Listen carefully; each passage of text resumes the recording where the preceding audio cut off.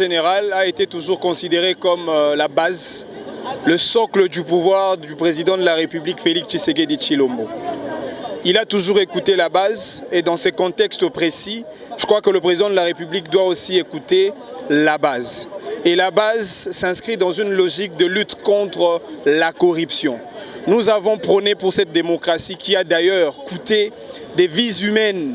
Yarossi Mukendi qui est parti à cause de cette démocratie. Effectivement, la base de l'UDPS est descendue dans la rue pour dire non à la corruption, non à la barbarie et non à la tricherie qui s'est passée au sein des élections sénatoriales où les députés ont été corrompus. Et aujourd'hui, nous disons, nous la base, il faudrait vraiment que le président de la République, en sa qualité de garant de bon fonctionnement des institutions de la République, se prononce là-dessus. Et il faudrait, même au niveau du parti, que les autorités arrivent à prendre des décisions sérieuses à l'égard de toutes les personnes, candidats, tout comme députés provinciaux qui ont été à l'objet et qui ont été dans le viseur de cette corruption.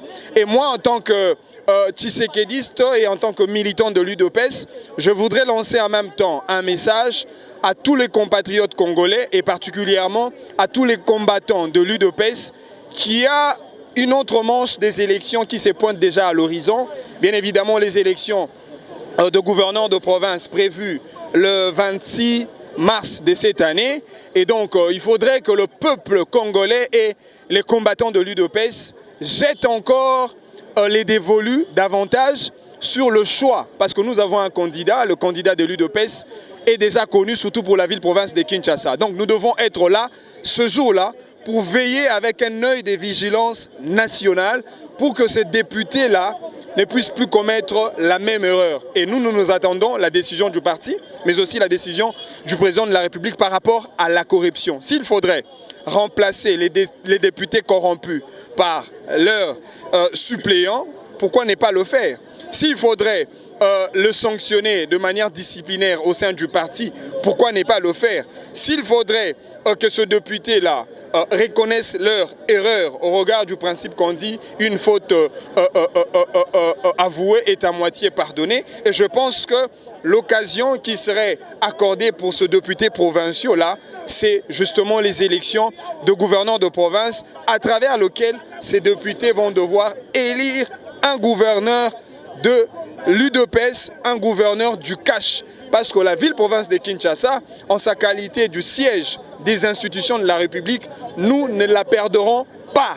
L'UDPS aura la ville-province de Kinshasa, l'UDPS aura le reste de provinces qui restent. Et d'ailleurs, nous nous disons, pourquoi pas que l'UDPS prenne aussi la primature. Et donc, cette précarité, cette situation de crise doit nous remettre dans un état de questionnement pour essayer de redéfinir les cadres et les paysages politiques. Ces gens ont déjà raflé la majorité au sein de l'Assemblée nationale. Ils ont déjà raflé la grande part du gâteau au sein du Sénat. Ils auront peut-être certainement encore plus de postes de gouverneurs de province parce qu'ils sont prêts à corrompre. Mais nous disons que la ville-province de Kinshasa, nous disons que la primature doit revenir à l'UDPS et au cash.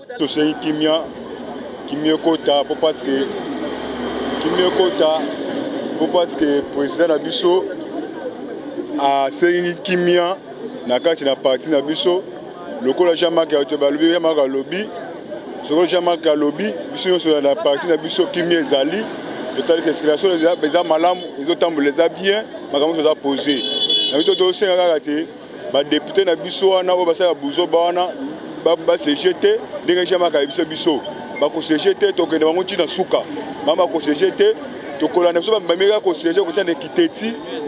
Ce qui va meilleur conseiller Kiteti qui va que conseiller biso to kolanda bango tina na parlement.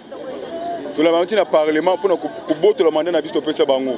Parce que biso to sala ba campagne na biso, to sala ba campagne ya ofele, ba pesa so li paté, ba pesa so li opolote, to tamboli pa tout pour sala ba campagne so ba mégaphone na biso pour ko sala ba campagne. To sala ba campagne ba bimi il va essayer de bizeti mo bonaka ta parlement yango biso combattant to telemi lokola président nani Jean-Marc Kabunda lobby to telemi sikoyo bango ba ko CGT bakosiéger te ti tokelango tina suka bakosiéger te. Merci. Pesoni makasi pona komona pasi ya banda 37 ans bilenge lokola baninga na ondenge batelemi boye bazanga misala malade ezoboma bango na bafutaka bango te lelo tolobi tokoti na état de droit tolongo na bokonzi ya pasi tokoti na bokonzi ya sika topona batata oyo ya mikolo bakoki kopesa génération ya sika mayele ya bwanya metala soni bata paka député miyibi ya Kabila lokola Kabila bakoti na miyibi na bango pona kobwaka soni na honneur ya IDPS tolobi boye président Fati wa mukalela mukamwa munzu bwa bilumbu udi ushi yambushi musuika kumonje bwa kuyeka lumbulula sambi sabatoyo kanga bango état de droit oyo prometaki ba congolais wana prouver yango to mona yango na sukisi wana kombo nazali Bill Clinton muntu nyonso ayibi ngai ndi Bill Clinton ndengayo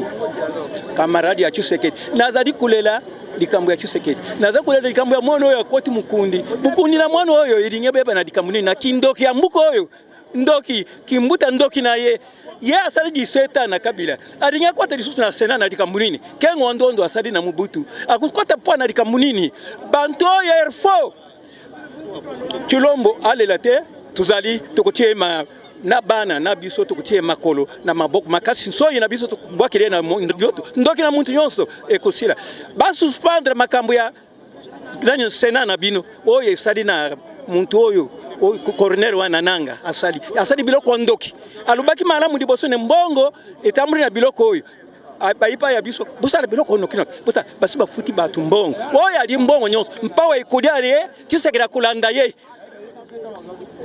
kulanda ye mwana Tshisekedi tuzokumwesa pasi alekitina tata na musala Kabila adingu sala po atekela president ya Sena no biloko banire yangu ba mindela bayoka mawa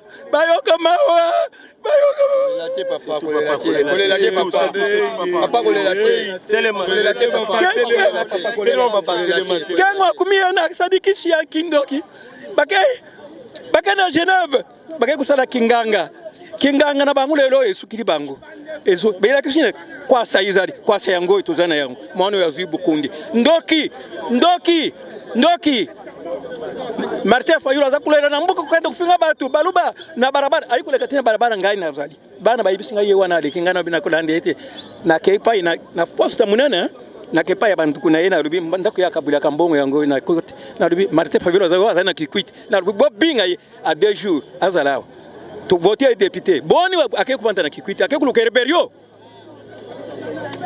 Martin Fayulu yaki na 5 heures ya pourquoi bayiko yibisanga barubi ayingana rubi lokula komi c'est bien mais pamba mpawe kudabu awa tukuma kamera tukuma boy te Kabila leo sala tulukile mindondo mingi Kabila alakishima alamu apesi biso indépendance économie tout sepeli mais boni aza kulele passe à la président ya Sénat non maboko nanga bitini yango non même mbongo nanga zena l'état oya dommage intérêt nanga badia yango ngari mwena kufa bakunda ngai batika mbuko oyo zena makambu ibere binu bana bokutika la malamu ngana zena bana nangai mais batakumona mpasi na kati ya ndako binu yonso bana bokumona pasi ba mwingi bazakuteka mai bazana ba diplôme mais boni diplôme zakulala pamba lero tuzima makambu ya malamu lobi bindera baya bana basala bamuningana barabara Bill Clinton hare bachi yao na kekudia kumele na kudia mukoloni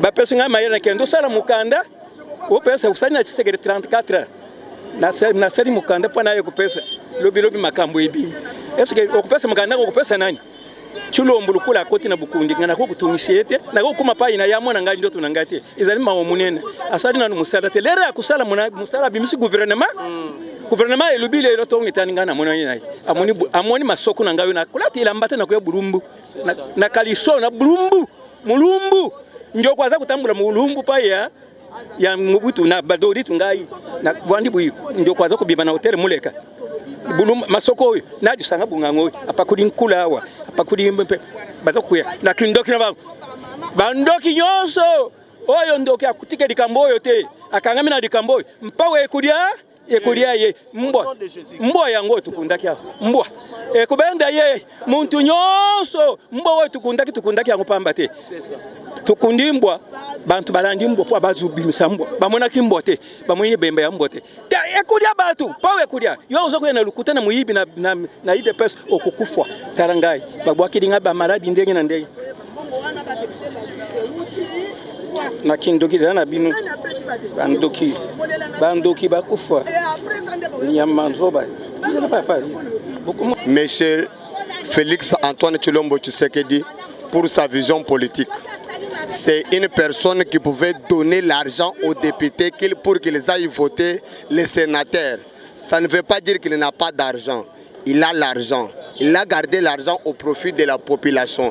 Il a dit aux députés, on vous a voté gratuitement. Allez voter gratuitement. C'est-à-dire, il les a piégés pour voir quelle est la vision politique de chacun. Et il a compris qu'ils sont tous des traîtres, sont tous des corruptibles. Et nous lui demandons, en tant que les garants de la nation, d'arrêter tous les corrompus et tous les corrupteurs. Puisque on dit le respect bien ordonné commence par soi-même. L'état de droit, nous allons commencer ça ici à l'UDPS. On commence par punir les 12.